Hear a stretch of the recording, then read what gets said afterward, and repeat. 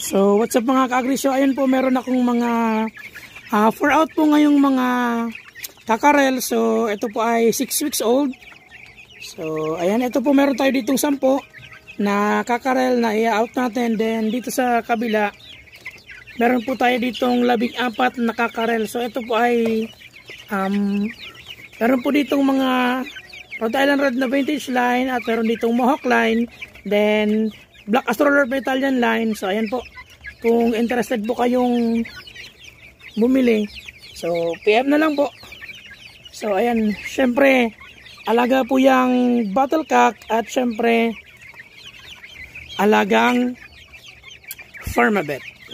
4 out dito na mga kakarel. This is 2.5 months old, going 3 months po ito.